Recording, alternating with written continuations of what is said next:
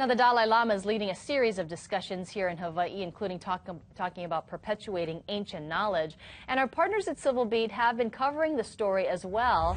And joining us over Skype is civilbeat.com editor John Temple. Good morning, John. Good morning. So one of your articles looks at the historical connections between Tibet and Hawaii. What are the similarities between the two cultures?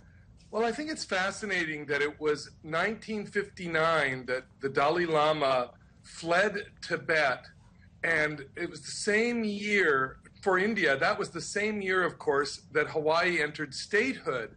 And you think about both places, they're very isolated locations with very isolated cultures, which were then, in China's case, of course, the controversy with Tibet in China. And in the case of Hawaii, of course, we have the overthrow of the Hawaiian kingdom. So I think there's real commonality in the sense of the need for preservation of culture and adapting to modernity and modern technology. And that was what the Dalai Lama was talking about yesterday to a very large group of Native Hawaiian leaders. What else has struck you about the Dalai Lama's visit?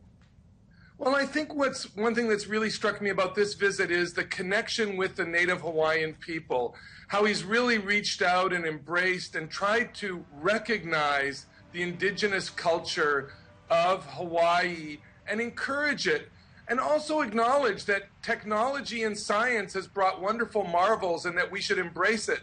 And then some things of our past should be let go because they're not central to our cultural identity, and other things we should hold on to, such as language. So he's very modern, and he thinks in a very modern way about technology and science, and encourages people to use rational thought and logic as we move forward as a society to benefit the lives of people. Very important messages, and he also tells it with a lot of humor, so that's interesting as well. I know you're also working on a story about how Hawaii is no longer a magnet for young, single, and educated people. Can you explain this? Yeah, that's a really fascinating story because, you know, you think about Hawaii as this wonderful place of opportunity, but we also know that there's this thing called the price of paradise and this concern about the lack of opportunity here. And the Census Bureau came out with a new study. It's a very recent study that basically says Hawaii is losing young, educated people. These are people between the ages of 25 and 39 with college degrees who are single. And more of them are leaving in Hawaii than are coming. And where they're going is to large cities of more than 2.5 million people. So that's a real negative for Hawaii in terms of building a vibrant future. Its young people are leaving, not coming. Well, hopefully our leaders will look at this because we definitely want to attract more people like that here to the islands.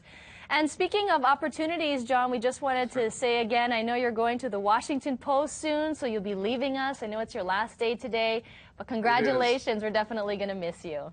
Well, thank you so much. I'm going to really miss you, and I'm going to really miss being a journalist here in Hawaii. I've loved it, and the people have been so wonderful to me and to Civil Beat as we've entered the Hawaii market and the Hawaii community, and I hope become part of the Hawaii community. Well, I know your time was short here, but you really immersed yourself into the local landscape here, so I give my hats off to you, John. Great seeing you, and good luck in the future. Thank you so much. It's been great to be with you. And you can find the complete story that we just discussed on civilbeat.com. It is 6:39. We'll be right back.